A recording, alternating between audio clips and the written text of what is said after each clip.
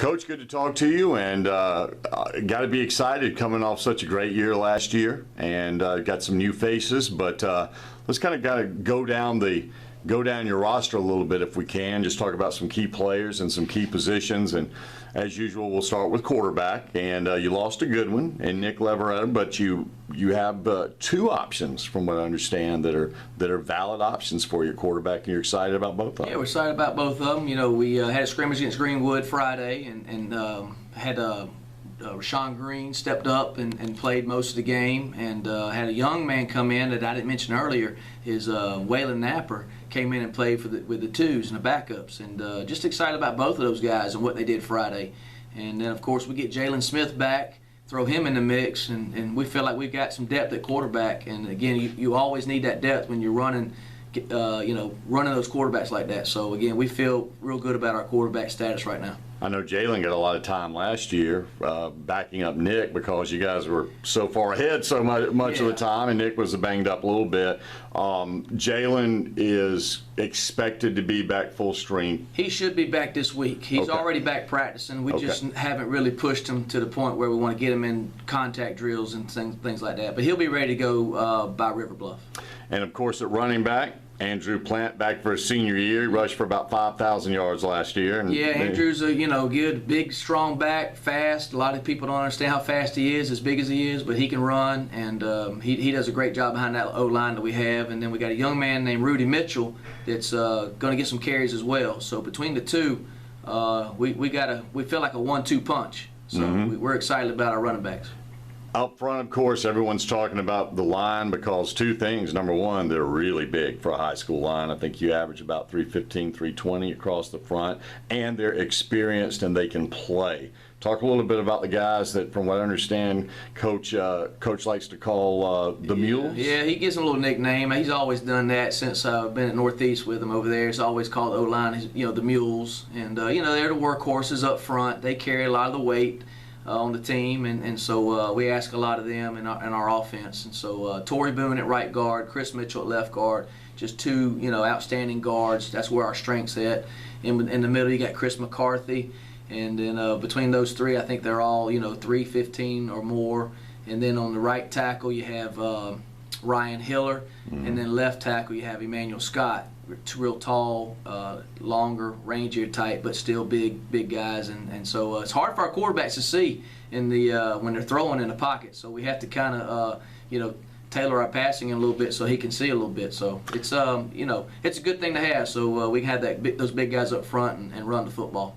Speaking of the passing game, you lose Adonis Lee, who obviously playing at the next level, a couple of other kids that played a lot, but it's kind of going to be kind of by committee. From what I understand, you got 4 or 5 guys that you're excited about. Yeah, we got Trey Temple, Bruce Temple coming back, and Malik Griffin coming back, but they played a little bit last year, just not in the spotlight like Adonis was, and so they'll be seniors this year. And then we got a Montre Miller that's going to be playing with us as well. And he's he's a young guy. He's going to be a sophomore, but he can run. He's real fast, a track guy. And then we got a young man that just moved in, DeAndre Gallman. We call him D. And he can run. He's not very big, but he's pretty fast and shifty when he gets to football. You feel like he may place for you? Yeah, we got to get him the ball. We got to get the ball in his hands and let him run. All those guys, just whether it's a quick screen or if they're pressing us and we want to go deep, we feel like we have the speed to get behind people this year. And then of course if they play off, we just throw the quick ball out there and let them do their thing with their speed. You got a couple guys at tight end that you want to use in the passing game. 2 tight ends, Willie McConnell and Carrington Hicks, and then those two are coming along really well. And last year, a lot of their jobs were just block, and so we really put a lot on them this year about catching the football and trying to get the ball to our tight ends more.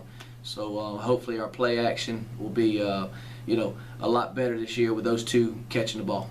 You scored. Before we move to the defensive side of the ball, you guys scored so many points last year. I don't know what it wound up averaging, but it was a lot. Yeah, I couldn't tell you. I'm not very good at stats. But we had some games where we scored quite a bit, but then we had a few where we didn't. And in Point and Case, Dutch Fork, and Greenwood, the 2 games we lost.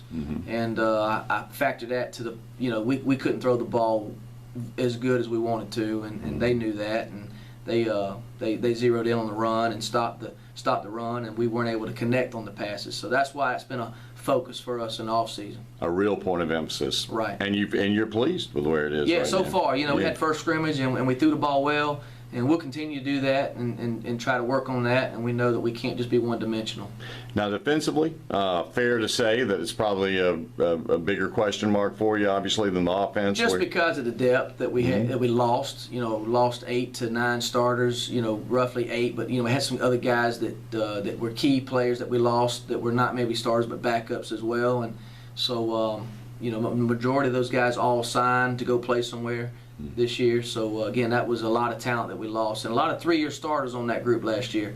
And so, we're having to, teach guys some things that we maybe took for granted last year. But Coach Pelham and Coach Powell and Coach Jones do an outstanding job on the defensive side, and they're going to get those guys ready. I just think it's going to be a process week by week that they'll grow, and hopefully, that'll continue to happen.